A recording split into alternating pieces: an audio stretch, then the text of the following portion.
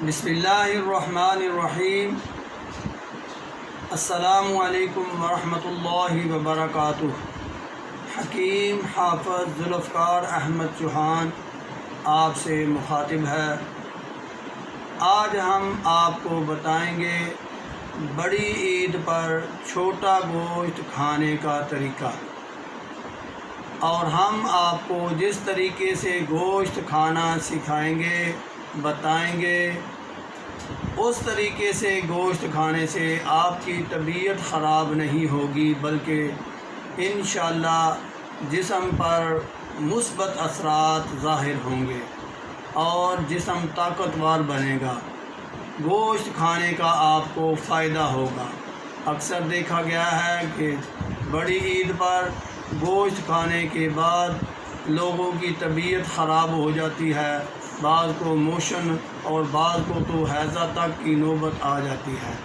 تو آج ہم آپ کو بتائیں گے کہ بڑی عید پر چھوٹا گوشت کیسے کھاتے ہیں اور اس کو کیسے پکاتے ہیں۔ تو گزارش ہے کہ چھوٹا گوشت پکانے کا طریقہ یہ ہے کہ آپ اس میں اتنا پانی ڈال دیں کہ جس سے وہ گل جائے، وہ اس قابل ہو جائے کہ ہم اسے آرام سے، سکون سے، آسانی سے کھا سکیں۔ تو آپ نے اس میں مسالہ صرف کالی مرچ اور نمک ڈالنا ہے، کالی مرچ اور نمک، اور ایک ثابت مرچ سبز، یعنی وہ مرچ آپ نے کاٹ کر نہیں ڈالنی، ثابت مرچ ڈالنی ہے سبز، ایک عدد۔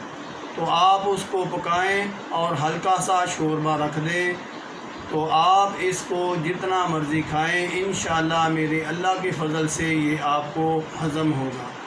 دوسرا، اگر آپ اس کو زود ہضم مزید بنانا چاہتے ہیں تو ادرک کی کچھ کاشیں آپ اپنے پاس رکھ لیں، تھوڑے سے ادرک کو ٹکڑے ٹکڑے کر کے آپ اپنے پاس رکھ لیں۔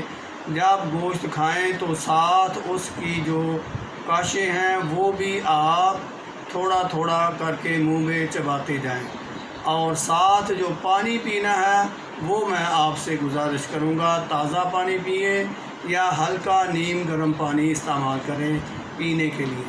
تو یہ گوشت آپ کو نقصان نہیں دے گا بلکہ آپ کو فائدہ دے گا اس طریقے سے گوشت کھانے سے۔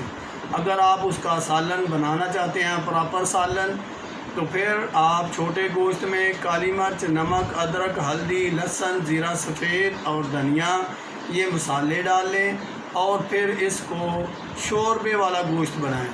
چاہے آپ کلو گوشت ہے، کلو شوربہ، یا کم از کم آدھا لیٹر، ہاف لیٹر شوربہ اس کا ضرور بنائیں، جس کا فائدہ یہ ہوگا کہ آپ اس کو مزے سے کھائیں گے اور یہ زود ہضم ہوگا، آپ اس کو آسانی سے ہضم کر سکیں گے۔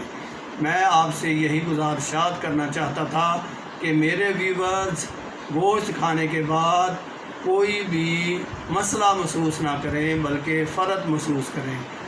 اللہ رب العزت آپ کا اور میرا حامی و ناصر ہو، ہمیں صحت سے نوازے۔ وما علینا الا البلاغ۔ السلام علیکم ورحمۃ اللہ وبرکاتہ۔